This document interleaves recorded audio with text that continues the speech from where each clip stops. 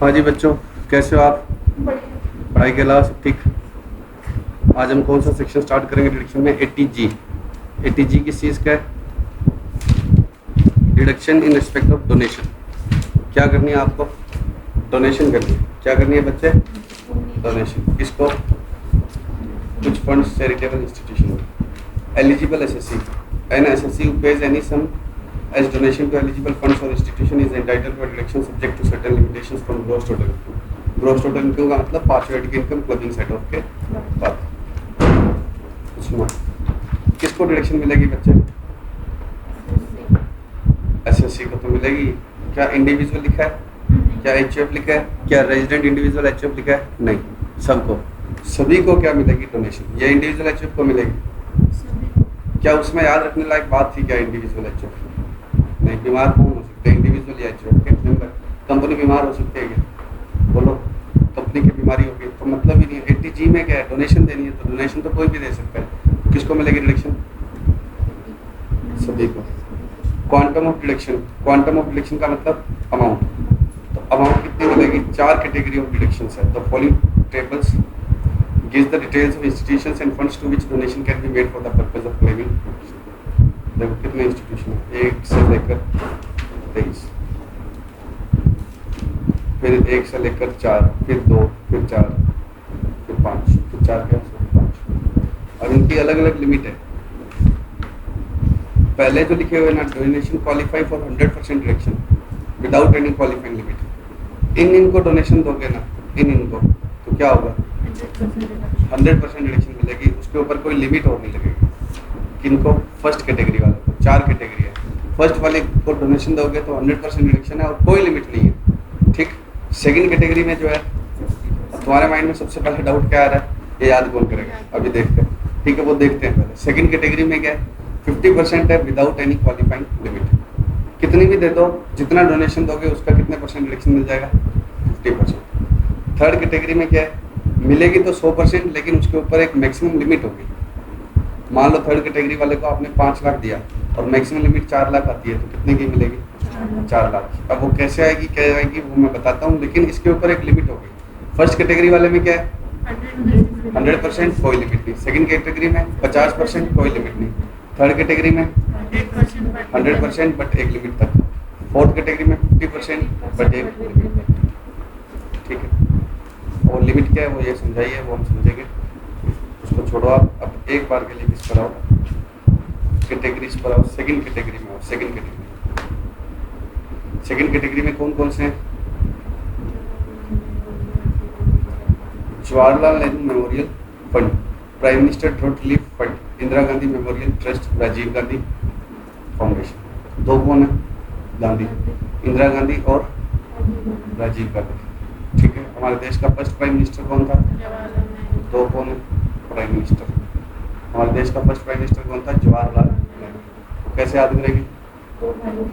2 Gandhi, 2 Modi, 2 PM. ठीक है, PM एक क्या? एक पीएम क्या? Prime minister drought relief fund, और दूसरा इंदिरा गांधी जवाहरलाल नेहरू मेमोरियल फंड, राजीव गांधी। अब मेरी बात को सुनो, फर्स्ट कैटेगरी में भी बहुत सारे प्राइम मिनिस्टर वाले फंड है। Prime minister national relief fund, prime minister Armenia relief fund, लेकिन इंदिरा गांधी या राजीव गांधी नाम से कोई भी नहीं है। तो इंदिरा गांधी राजीव गांधी वाला तो यही है, लेकिन प्राइम मिनिस्टर वाला तुम याद रखना, इसमें कौन सा है? ड्रॉट रिलीफ फंड है। इसमें कौन सा है? Drought relief fund. ठीक है, तो हम कौन से याद करेंगे बच्चों? सेकंड और थर्ड एंड फोर्थ, और रिमेनिंग अपने आप कौन से होंगे? फर्स्ट। देखो फर्स्ट में तुम्हें बता दूं, जैसे क्लीन गंगा फंड बनाया किसने? मोदी जी ने। स्वच्छ भारत कोष किसने बनाया? मोदी ने। ठीक है, तो अभी जैसे ये पीएम केयर्स फंड है, वो भी इसमें नोटिफाई कर दी 80G में।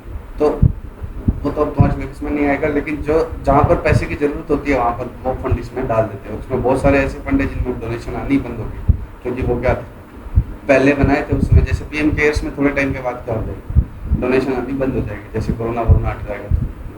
तो समझ रहे हो? तो ये सारे इनमें से बहुत सारे में तो डोनेशन आनी ही क्या होगी? बंद। लेकिन फिर भी आपको नाम याद रखने हैं किसके? सेकंड, थर्ड और फोर्थ वाले, और रेजिडुअल हम कौन से मानेंगे? फर्स्ट वाले। ऐसा कभी एग्जाम में नहीं आया कि चारों में से कोई फंड था नहीं, चारों में से एक तो होता ही है। तो आप सेकंड, थर्ड और फोर्थ रख लो याद, तो कौन सा हट जाएगा? तो सेकंड में कौन कौन है? राजीव गांधी, राहुल गांधी, नहीं, राजीव गांधी, इंदिरा गांधी। सोनिया गांधी, नहीं, राजीव गांधी और इंदिरा गांधी। और दो कौन है? प्राइम मिनिस्टर और जवाहरलाल नेहरू। प्राइम मिनिस्टर वाला पूरा याद रखना, वैसे तो आप सारे याद रखना। अगर मैंने इनमें से किसी भी फंड में डोनेशन दी तो मुझे कितनी डिडक्शन मिलेगी? मान लो मैंने 5 लाख की डोनेशन दी तो कितनी मिलेगी? 2.5 लाख। कोई लिमिट भी नहीं है। 5 लाख क्यों मिलेगी? 50%। 5 लाख कह रही है 50% मिलेगी। उन्होंने बोला 5 लाख दी तो कितनी मिलेगी? 5 लाख। 50% बोलने के लिए है ये।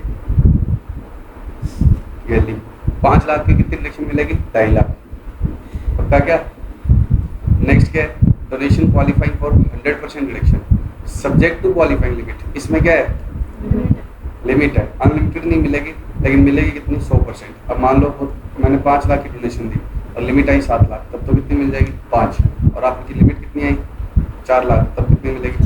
4। तो वो लिमिट तो मैं समझाऊंगा, पहले फंड्स के नहीं आपको। या फंड ही नहीं है। गवर्नमेंट और to any approved local authority institution association for promoting family planning. किसको देनी है डोनेशन? गवर्नमेंट को या किसी लोकल अथॉरिटी इंस्टीट्यूशन और एसोसिएशन जो किस में लगा हुआ है? फैमिली प्लानिंग को प्रमोट करने में लगा हुआ है। जो किस में लगा हुआ है? Family planning. और दूसरा क्या है? Sum paid by company. Company donation देगी। इसको इंडियन ओलंपिक एसोसिएशन को या कोई और एसोसिएशन और इंस्टीट्यूशन जो इस्टेब्लिश्ड है इन इंडिया और नोटिफाइड है by the government for the purpose of infrastructure of sports और गेम्स और स्पॉन्सरशिप ऑफ स्पोर्ट्स और गेम्स। दूसरा किसका है? गेम का। पहला किसका है? Family planning. तो या तो सीधा ही किसको दे दो? इंडियन ओलंपिक एसोसिएशन को। और या फिर क्या है? कोई और एसोसिएशन जो नोटिफाइड किया हुआ है, नोटिफाई किया हुआ है गवर्नमेंट ने इंफ्रास्ट्रक्चर डेवलपमेंट के लिए, स्टेडियम बनाने के लिए, और एसोसिएशन जो गवर्नमेंट ने नोटिफाई किया हुआ है, ठीक है। और स्पॉन्सरशिप ऑफ गेम्स और स्पोर्ट्स इन इंडिया और बाया कंपनी। पहले में कोई कंपनी वाली शर्त। सेकंड क्या है? Second category. पहले तो बताओ सेकंड कैटेगरी की खासियत क्या है? 50% विदाउट। थर्ड कैटेगरी क्या है? 100% सब्जेक्ट टू क्वालिफाइंग लिमिट। 100% में कौन कौन है? फैमिली प्लानिंग के लिए गवर्नमेंट या अलग इंस्टीट्यूशंस को देना, या फिर ओलंपिक एसोसिएशन या इंफ्रास्ट्रक्चर डेवलपमेंट के द्वारा के लिए देना, और कंपनी के द्वारा। ठीक। अब फोर्थ क्या है? Fourth 50% subject to qualifying limit. क्या है? एनी इंस्टीट्यूशन और fund established in India for charitable purpose. कोई भी चैरिटेबल पर्पज। चैरिटेबल पर्पज में बहुत सारी चीज़ें आती हैं। इसका मतलब कोई दान पुण्य से नहीं। जैसे वाटर कंजर्वेशन भी किसमें आ जाता है? Charitable purpose. ठीक है। तो कोई भी इंस्टीट्यूशन और फंड जो क्या है? चैरिटेबल पर्पज के लिए इंडिया में इस्टेब्लिश्ड है। ठीक है। गवर्नमेंट और local authority for utilisation of any charitable purpose other than for purpose of family planning. पहले बताओ, फिर फर्स्ट और सेकंड में फर्क क्या है? फर्स्ट में इंस्टीट्यूशंस को देनी है, दूसरे में गवर्नमेंट को। और गवर्नमेंट को फैमिली प्लानिंग के लिए दे या लोकल अथॉरिटी को फैमिली प्लानिंग के लिए दे तो किस में आ जाता है? यहाँ पर फैमिली प्लानिंग के अलावा कोई और चैरिटेबल पर्पज के लिए दे तो किस में आएगा? सेकेंड में। ठीक है। उसके बाद में any authority constituted in India for the by or under any law enacted for dealing with the satisfying of need of housing accommodation or for the purpose of planning, development and improvement of cities, town and villages और ठीक है। किसके लिए? Housing need को satisfy करने के लिए, housing accommodation की नीड को सेटिस्फाई करने के लिए। और कौन सी अथॉरिटी है? लॉ में अलग से बनी हो। इनमें कोई लॉ में अलग से बनी होनी जरूरी नहीं है। ठीक है। और या फिर किसके लिए हो? प्लानिंग, डेवलपमेंट और improvement of cities, towns and village. ठीक है। मॉडल टाउन डेवलप करते हैं, फिर उसको क्या करते हैं? मतलब पहले नक्शा बना, मतलब पहले सोचते हैं कि इस तरह से होगा और आगे उसको क्या करते हैं। ठीक है। उसके बाद में माइनॉरिटी कम्युनिटी के लिए any corporation established by central government और state government for promoting the interest of members of minority. तो माइनॉरिटी वालों का ध्यान रखने के लिए कौन सी गवर्नमेंट कॉर्पोरेशन हो? जो किसने बनाई हो? Central government. देखो इसमें पहले में क्या है? किसको देना है? पहला पॉइंट इंस्टीट्यूशन और फंड को देना है। गवर्नमेंट नहीं है, दूसरे में गवर्नमेंट को देना है, चौथे में गवर्नमेंट के द्वारा इस्टेब्लिश्ड कॉरपोरेशन को देना है, और तीसरे में क्या देना है, कोई अथॉरिटी जो लॉ के तहत बनी है। तो सब में क्या है, पे अलग अलग है, डोनी अलग अलग है जिसको डोनेशन देना है, और पर्पज अलग अलग है। इसमें कोई भी चैरिटेबल पर्पज चलेगा, इसमें अदर देन फैमिली प्लानिंग, क्योंकि गवर्नमेंट को फैमिली प्लानिंग के लिए दोगे तो फिर कहाँ आएगा, ऊपर आ जाएगा। किसी और इंस्टीट्यूशन को फैमिली प्लानिंग में दोगे तो वो कहाँ आएगा, इसमें आएगा, ठीक है। लेकिन गवर्नमेंट को फैमिली प्लानिंग के लिए दोगे तो ऊपर आएगा, ठीक है। बोलो। उसके बाद नेक्स्ट क्या है, और ज़्यादातर लोग इसमें रजिस्टर्ड होते हैं इसके फिर अरे फैमिली प्लानिंग गलत हो गया, इंस्टीट्यूशन ऊपर भी है, ठीक है।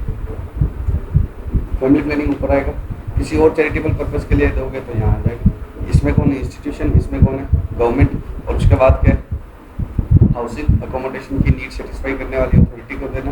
और चौथा क्या है, माइनॉरिटी कम्युनिटी के इंटरेस्ट को ध्यान रखने वाली अथॉरिटीज कॉर्पोरेशन को देना जो गवर्नमेंट में। फिर क्या आएगा, रेनोवेशन और repair of notified temple, mosque, gurdwara, church और other places of historic, archaeological और आर्टिस्टिक इंपॉर्टेंस, और which is a place of public worship और renowned throughout any state और स्टेट्स। ताजमहल पीला पड़ता है, तो उसकी मेंटेनेंस के लिए, रेनोवेशन के लिए ट्रस्ट बना दिया और इसमें अप्रूवल ले ली, तो क्या हो जाएगा, ताजमहल एक तरह से क्या है, मॉस्क तो है ताजमहल, उसमें कवर हो जाएगा, ठीक है। बहुत सारे क्या है जो टेम्पल वगैरह है जो खराब होते जा रहे हैं लेकिन हिस्टोरिकल इंपॉर्टेंस के, ठीक है, चाहे, लेकिन हर एक मंदिर के लिए नहीं होगा। नोटिफाइड टेम्पल, मॉस्क, गुरुद्वारा और चर्च, और मंदिर ना हो तो भी चलेगा, हिस्टोरिकल या आर्कियोलॉजिकल और आर्टिस्टिक इंपॉर्टेंस के लिए, लेकिन क्या होना चाहिए, नोटिफाइड होना चाहिए। और या फिर कोई प्लेस ऑफ पब्लिक वर्शिप हो किसी रिनाउन का थ्रू आउट एनी स्टेट्स और स्टेट वाले गॉड भी चलेंगे, खाली सेंट्रल गॉड नहीं। जैसे ओम बन्ना जानते हो आप, ओम बन्ना बुलेट की पूजा होती है वहाँ राजस्थान में, पता है क्या, तो एक बुलेट की ही पूजा होती है कि पता नहीं कहाँ पर, राजस्थान में ही, तो वो स्टेट में है तो भी चलेगा, अगर नोटिफाइड है तो जरूरी नहीं है कि सेंट्रल गॉड हो, स्टेट गॉड है तो भी चलेगा। कोई ऐसा रिनोन कि जिस वो जो थ्रू आउट एनी स्टेट, ठीक है। तो आपको ऐसे याद नहीं रखने की क्या ताजमहल इसमें क्या नोटिफाइड है या नहीं है, अमृतसर का गोल्डन टेम्पल नोटिफाइड है या नहीं, इतनी थोड़ी आप याद रख सकते हो पूरे कंट्री में कहाँ कहाँ टेम्पल नोटिफाइड है। आपको सीधा नोटिफाइड टेम्पल ही, नोटिफाइड मॉस्क की, या नोटिफाइड गुरुद्वारा, या नोटिफाइड चर्च, या प्लेस ऑफ हिस्टोरिकल बताएगा वो नोटिफाइड, ठीक है। 4 हो गए, सेकंड क्या है जल्दी बताओ। 50% विदाउट क्वालिफाइंग लिमिट तो है, किसको किसको देना, दो गांधी कौन है, इंदिरा गांधी, राजीव गांधी। 2 PM कौन है, प्राइम मिनिस्टर रोटली और जवाहरलाल। थर्ड में क्या है, फैमिली प्लानिंग और स्पोर्ट्स वाले, 100% without qualifying limit, subject to qualifying limit. और फोर्थ क्या है, 50% सब्जेक्ट टू क्वालिफाइंग लिमिट। और फोर्थ में क्या क्या है, चैरिटेबल पर्पज, कोई भी गवर्नमेंट को फैमिली प्लानिंग के अलावा कोई चैरिटेबल पर्पज, हाउसिंग नीड्स को सेटिस्फाई करने वाले, माइनॉरिटी कम्युनिटी वाले, और टेम्पल मॉस्क एक्सेट्रा। तो याद करने पड़ेंगे आपको, ठीक है। और ऐसे रटने मत बैठ जाना एक वर्ड, प्रैक्टिकल क्वेश्चन है, ठीक है। क्वेश्चन क्या आएगा, प्रैक्टिकल। अब क्वालिफाइंग लिमिट क्या है, उसके लिए आपको स्टेप 1 निकालना पड़ेगा। क्या स्टेप 1 क्या है, compute adjusted total income that is GTI as reduced by following. As reduced by following का मतलब ग्रॉस टोटल इनकम निकाल लिया आपने, उसमें से क्या माइनस कर दो, डिडक्शन चैप्टर 6 से एक्सेप्ट 80G। 80G की कोई भी डिडक्शन माइनस नहीं करनी। जैसे मान लो कि मेरी टोटल ग्रॉस टोटल इनकम कितनी थी, 5 वाइड की 5 लाख, और मेरे 80D में मेडिकल इंश्योरेंस है कितने का, 52,000 का, तो कितने की डिडक्शन मिल जाएगी, 5 लाख माइनस 25,000। मैं सीनियर सिटीजन नहीं हूँ तो कितने की मिलती है 80D में, 25।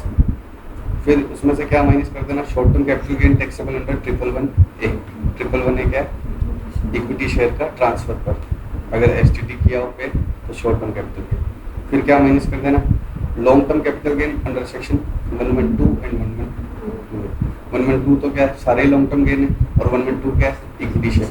तो short term capital gain on equity share किस साइड में टैक्सेबल होता है, अगर STT वगैरह पे किया हो तो 111A है, और long term capital gain on equity share STT वगैरह और पे किया होता है 112 और इसमें क्या आते हैं बाकी सारे ही लॉन्ग टर्म कैपिटल गेन। तो लॉन्ग टर्म तो सारे ही हटेंगे, चाहे 112 हो चाहे 112 ए वाला। और शॉर्ट टर्म कौन सा हटेगा? लिस्टेड इक्विटी शेयर्स का जो रिकॉग्नाइज्ड स्टॉक एक्सचेंज का। और कोई एग्जेम्प्ट इनकम है तो वो हटा दो। Any income which is on which income tax is not. तो इसको तो हम वैसे ही इसको ऊपर जोड़ते ही नहीं है, आउटर कॉलम में लाते ही नहीं। जब हम पांचों हेड की इनकम निकालते हैं तो जो एग्जेम्प्ट होती है तो उसको तो आउटर में लाते ही नहीं है। तो मेन तुम क्या याद रखना, ये 3। कौन से 3?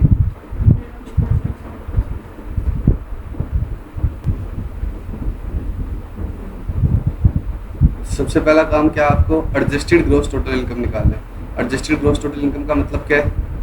आप जीटीआई ले लो और उसमें से 3 चीज़ें माइनस कर दो।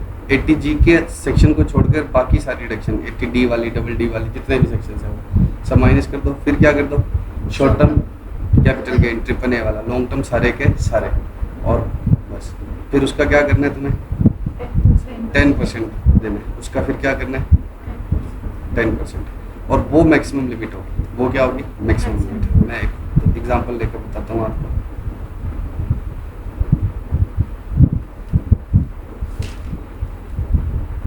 जैसे मेरी एडजस्टेड टोटल इनकम कितने की है?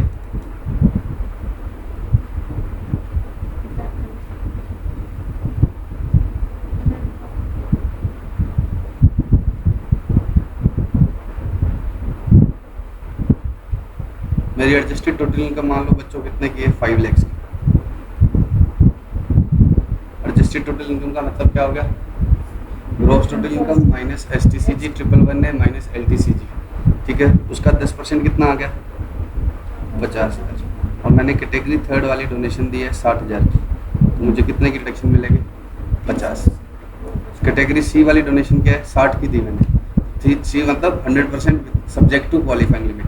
तो क्वालिफाइंग लिमिट क्या है? एडजस्टेड ग्रॉस टोटल इनकम का 10%। तो कितने की रिडक्शन मिलेगी मुझे? 50, ठीक। और अगर क्या दी है? कैटेगरी 4 वाली दी है तो कितने की रिडक्शन मिलेगी? पहले इन दोनों का लोअर ले लो, फिर कितना कर दो? कितनी मिलेगी?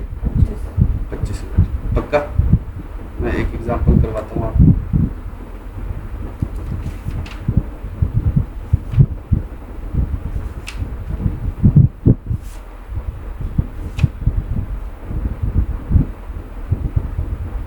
Mister Shiva, age 58 years has gross. इसके बाद ही समझ में आएगा फुल है। अभी मन मत बनाना कि समझ नहीं आया, इस क्वेश्चन को करने के बाद समझ में आ जाएगा। Comprising the income from salary and house property. इसकी इनकम कितने की है? 7,75,000। और इनकम में क्या क्या है? सैलरी और हाउस प्रॉपर्टी है। He has made the following payments and investment. Premium paid to insure the life of his major daughter. Policy taken on this date. Assured value 180। Major और प्रीमियम कितना pay किया? 20,000। तो policy तो है 1,80,000 की, और premium कितना पे किया इसने? 20,000।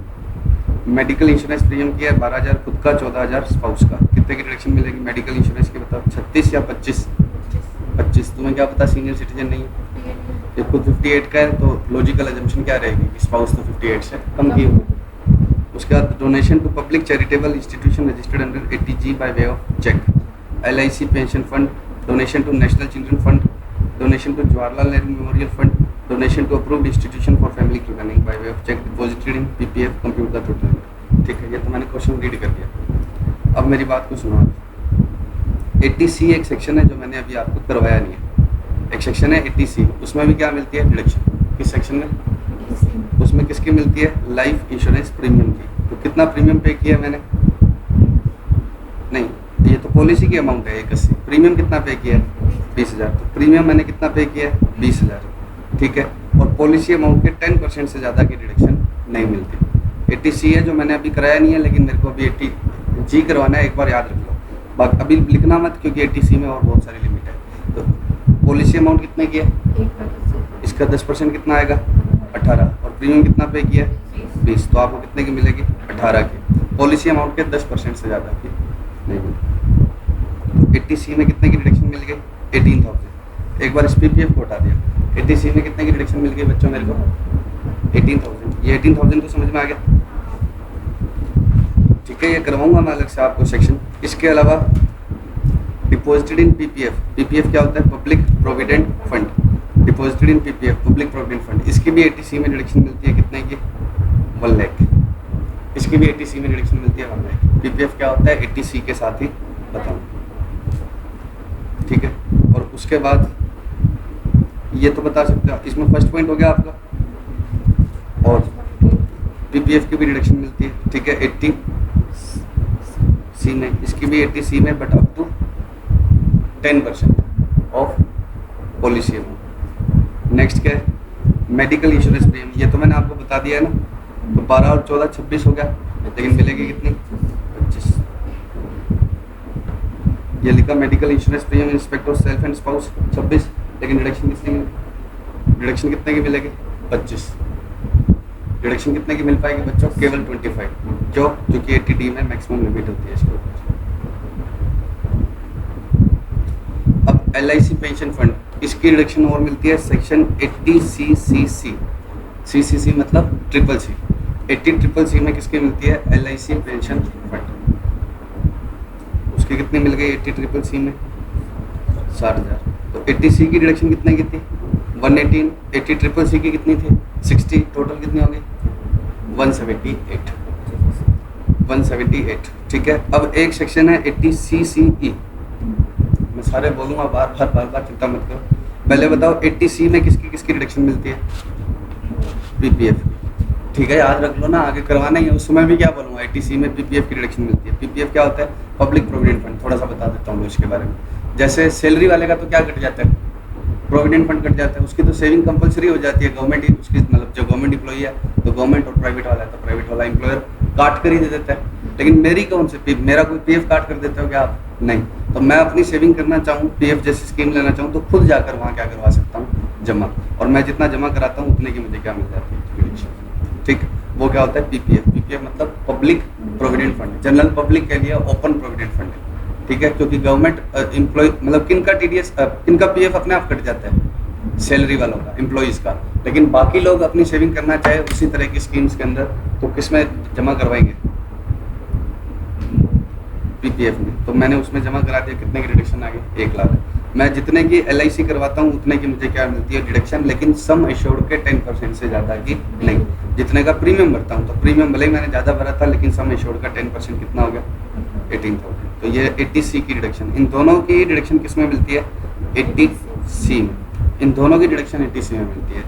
80D वाली आपको समझ में आई हुई है, 26 की जो क्या हो गई, 25। अब एक पेंशन फंड होता है, LIC का क्या होता है, पेंशन फंड। LIC को आप अगर लाइफ इंश्योरेंस करवाओ तो वो क्या होता है, आप मर गए तब आपको क्या मिलेंगे, आपको नहीं, आपके डिपेंडेंट्स को, ठीक है। वो तो हो गया क्या, लाइफ इंश्योरेंस। पेंशन फंड क्या होता है, अब मैं नहीं मरा, मैं बच गया, समझ रहे हो, मैं सुनना ध्यान से, अभी तो हाथ पैर चल रहे हैं, कमा लेता हूँ, लेकिन 60 की उम्र में क्या होगा, पढ़ा पाएंगे ऐसे, बोलो। अभी तो मैं इधर हो जाता हूँ, उधर जाकर इधर आ गया, ये कंपनी बन गया, वो बन गया। 60 की उम्र में नॉलेज चाहे बढ़ जाए, लेकिन क्या स्टेमिना तो वो नहीं रहेगा, तो क्या होगा, नारायण बोलो। मैं उतना नहीं कमा पाऊंगा, तो मुझे क्या चाहिए, बुढ़ापे में भी तो पैसे चाहिए। अब जॉब वाला होता तो शायद उसकी पेंशन आ जाती, लेकिन मेरे को कौन होगा, 60 के बाद रिटायर हो गया।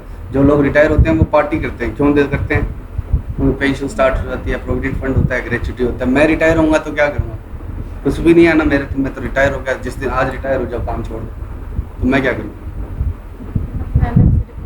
तो मैं पेंशन फंड में रुपए जमा करवाता हूँ। पेंशन फंड में रुपए जमा करवाने का मतलब क्या है, क्या हो गया, पेंशन फंड में रुपए जमा कराने का मतलब क्या है, बोलो। मैं रुपए जमा कराऊंगा और मुझे मरने के बाद मेरे घर वालों को नहीं मिलेंगे, मुझे ही मेरे जीते जी 60 के बाद मिल जाएंगे, ठीक है। तो उसकी भी आपको क्या मिलती है, डिडक्शन। वो किस सेक्शन में मिलती है, 80CCC में, अगर आप LIC को। अब एक सेक्शन और आ गया 80CC, बस ये लास्ट है, फिर हम किस पर आ जाएंगे, 80G पर, जो हमने समझना था। 80CCE क्या है, वो कहता है कि 80C प्लस 80CCC, और एक और है 80CCD, जिसका इस क्वेश्चन में जिक्र ही नहीं है, तो एक बार छोड़ देते हैं। इन दोनों की combined deduction can not exceed ₹150। 80CCE क्या बोलता है, 80CC बोलता है इसका प्लस इसका मिलाकर किससे ज़्यादा नहीं होगा, 1.5 लाख से। तो इन दोनों का मिलाकर कितना हो गया, 178। इन दोनों का मिलाकर कितना हो गया, 178। तो इसको रिस्ट्रिक्ट कर दिया कितना, 1.5 लाख, ठीक है। और ये 25 तुम्हें समझ में आई गया, 775 इसकी ग्रॉस टोटल इनकम क्वेश्चन की पहली लाइन में दी हुई है। ठीक है, समझ गए बात? बोलो अब अपने पास क्या देना है अपने को, अब आगे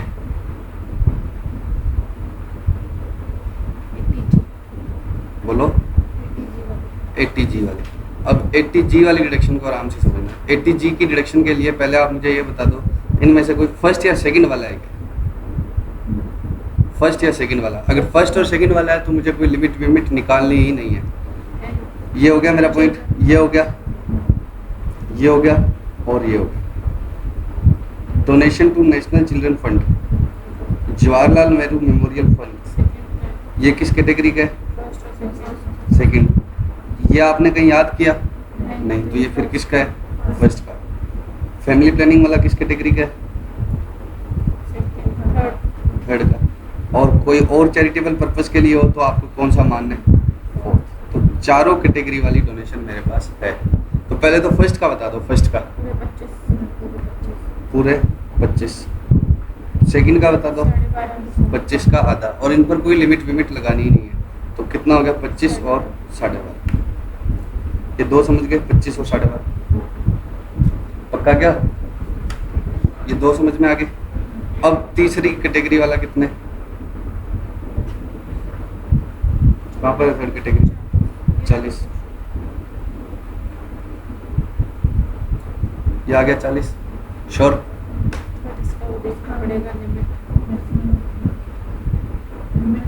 अब इस पर लिमिट लगानी पड़ेगी। तो यहाँ हमें सबसे पहले क्या निकालना पड़ेगा? मेरे को क्या पता? यहाँ हमें सबसे पहले क्या लगाना पड़ेगा? लिमिट। तो पहले मुझे क्या निकालना पड़ेगा? एडजस्टेड ग्रॉस टोटल इनकम का 10%। ग्रॉस टोटल इनकम कितनी थी क्वेश्चन में? पहले क्वेश्चन की फर्स्ट लाइन देखो, 775। अब इसमें से क्या माइनस करना है? Long term capital gain, short term capital gain, triple बनने वाला कुछ है ही नहीं इसमें। खैर है कंप्राइजिंग ऑफ इनकम, इसमें सिर्फ सैलरी और हाउस प्रॉपर्टी है, तो वो तो है ही नहीं। अब क्या डिडक्शन माइनस करनी है? बाकी डिडक्शन, बाकी सेक्शंस की डिडक्शन। वो कितनी कितनी आ गई? 150 + 25 कितनी आ गई? वो ग्रॉस टोटल इनकम कितनी थी? 775, और बाकी डिडक्शन कितनी थी? 150 और 25, 175। सर क्या ये दो तो फाइनल होगी, ये भी माइनस कर दो? नहीं, कौन सी माइनस नहीं करनी? 80G की तो कोई सी भी नहीं करनी, ना फर्स्ट, ना सेकंड, ना थर्ड, ना फोर्थ। 80G की कोई भी नहीं करनी। तो एडजस्टेड ग्रॉस टोटल इनकम क्या आ गई मेरी? Gross total income. फिर मैंने माइनस करने की कोशिश की, LTCG क्वेश्चन कहता है ही नहीं, इसकी दो ही इनकम है। कौन सी? सैलरी और हाउस प्रॉपर्टी। तो ना मेरे पास LTCG है, ना ही STCG 111A वाला है। और ये मैंने बाकी सेक्शन की डिडक्शन माइनस कर दी। ठीक है, तो ये इस चैप्टर को क्या बोलते हैं? डिडक्शन के चैप्टर को चैप्टर 6A। इस डिडक्शन के चैप्टर को क्या बोलते हैं? Chapter 6A।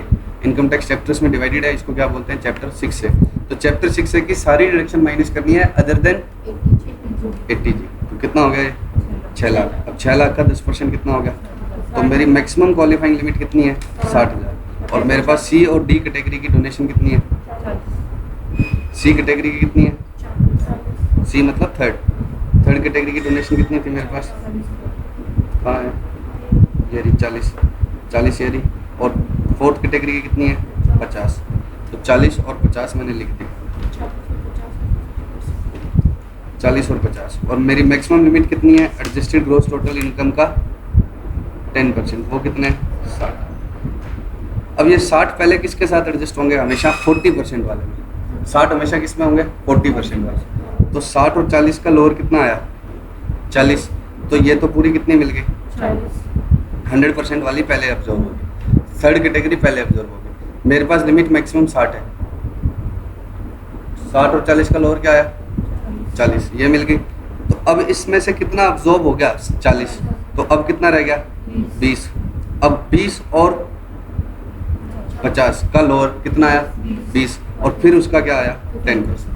फिर उसका क्या आया? 10%। बोलने दो मुझे, वापस रिपीट करने दो मुझे, वापस रिपीट। कोई बात नहीं, थोड़ा सा कंफ्यूजिंग नहीं, चलो इसको समझ में आ गया तो सबको यार। अब बताओ 25 12 500 समझ गए क्या है? 25 और 12 500, इसमें कोई दिक्कत ही नहीं है। फर्स्ट सेकंड इस पर कोई लिमिट लगानी है नहीं। अब थर्ड और फोर्थ कैटेगरी के लिए अगर मैं आपको स्टेप वाइज लिखाऊं तो क्या करोगे आप? सबसे पहले AGTI का 10%। AGTI का मतलब क्या है? Gross total income. Gross total income का मतलब पांचों हेड की income minus set off plus plus मतलब सेट ऑफ और clubbing. Gross total income minus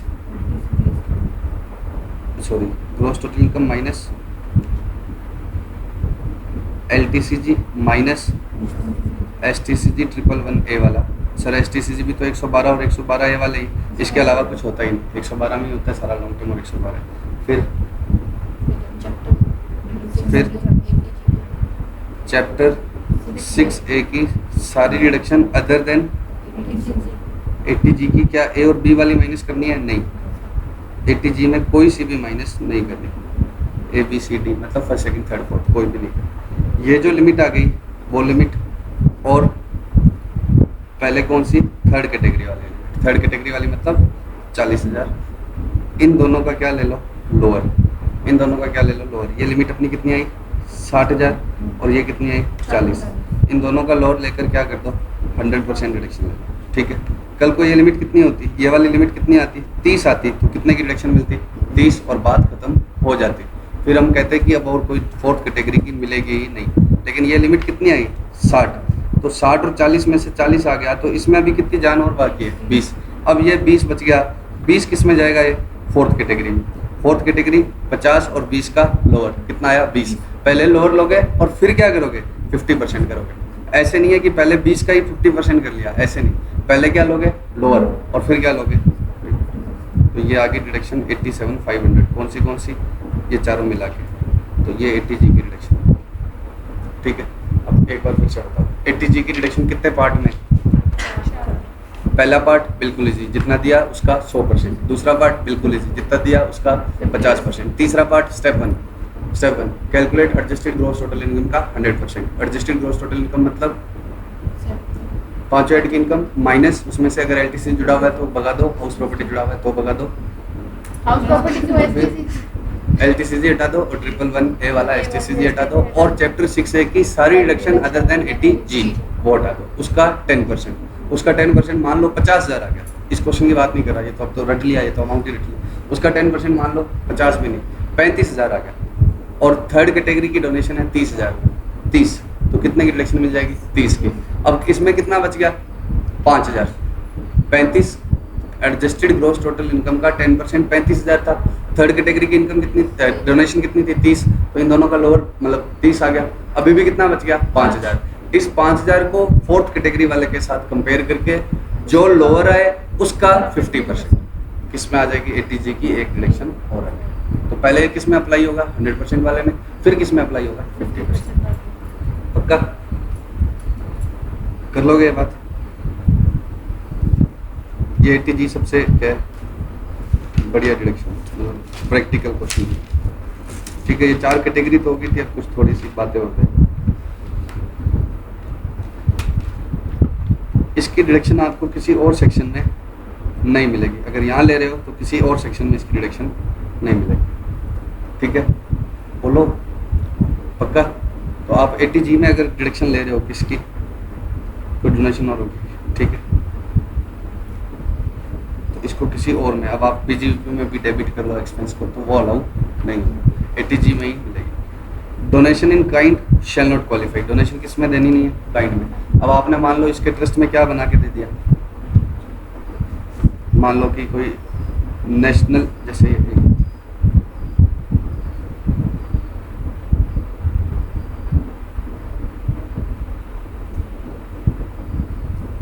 national sports fund में आपने क्या दे दिया? फ्रिज वाटर कूलर दे दिया। क्यों नहीं मिलेगी? डिडक्शन काइंड में नहीं होनी चाहिए। तो क्या किस में होनी चाहिए डिडक्शन? कैश में। तो अब देखो ये कहेगा कैश में भी नहीं होगी। No deduction shall be allowed in respect of donation of any sum exceeding rupees unless the sum is paid by any mode other than cash. तो कैश में कितनी दे सकते हो? 2,000। ज़्यादा बड़ी डोनेशन देनी है तो आपको चेक ही देना पड़ेगा। काइंड का मतलब ये नहीं है कि 2,000 से बड़ी है तो काइंड में देनी पड़ेगी। काइंड में तो देनी नहीं है, क्या देना पड़ेगा? चेक। ठीक है, मेरे बिजनेस से इसका रिलेशन हो चाहे ना हो, मैं कोचिंग का काम करता हूँ, मैं PM केयर में दे रहा हूँ, तो मेरे बिजनेस से कोई लेना देना नहीं है तो भी मिल जाएगा। ठीक है, इसको आप क्या पढ़ लेना, मैं बता देता हूँ। ठीक है, हमें इस डोनेशन लेने के लिए हमें क्या चाहिए होता है, इससे सर्टिफिकेट चाहिए होता है, रसीदें चाहिए होती है कि मैंने डोनेशन दिया, इस बात की क्या चाहिए, सर्टिफिकेट। अब कुछ कंपनीज में जैसे रिलायंस वाले क्या कहते हैं, पीएम केयर में डाल दो सभी एम्प्लॉयज़ अपनी 1 दिन की सैलरी, और हम किसको दे आएंगे आगे, पीएम केयर में जाएंगे, ठीक है। तो अब इनको एक एक रसीद थोड़ी मिल पाएगी, पीएम केयर वाला रसीद तो किसको देगा, रिलायंस को, तो इनका काम बन जाएगा। पढ़ो इसमें 5th point.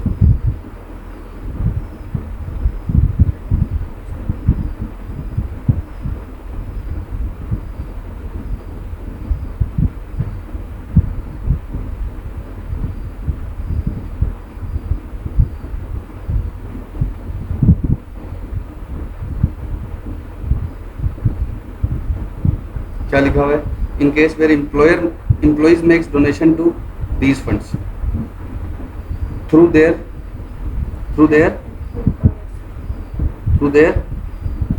employers, it is not possible for such funds to issue separate certificate to each such employee। सबको नहीं मिलेगा, किसको मिल जाएगा, एम्प्लॉयर को। An employee who makes donation towards these funds is eligible to claim reduction under ATG। It is hereby clarified that claim in respect of such donations as indicated above will be admissible under section 80G on the basis of certificate issued by DDO। DDO क्या होता है, जैसे बड़ी companies होती है ना, तो उनमें एक अलग डिपार्टमेंट बना होता है जो सैलरी का काम देखता है, उसके इंचार्ज को क्या बोलते हैं, DDO से, ठीक है। या ऐसा समझ लो कि सरकार का क्या है डिपार्टमेंट बना हुआ है, गवर्नमेंट एम्प्लॉयर, नहीं समझे, गवर्नमेंट कंपनी का जो सैलरी का मतलब गवर्नमेंट कंपनी का नहीं, गवर्नमेंट डिपार्टमेंट, उसका DDO मान लो या क्या मान लो, एम्प्लॉयर। मेनली तो ये किसके लिए वर्ड यूज होता है, गवर्नमेंट वालों के लिए, ठीक है। पक्का कर लोगे क्वेश्चन, अब 80G आज तय करेंगे, ठीक है।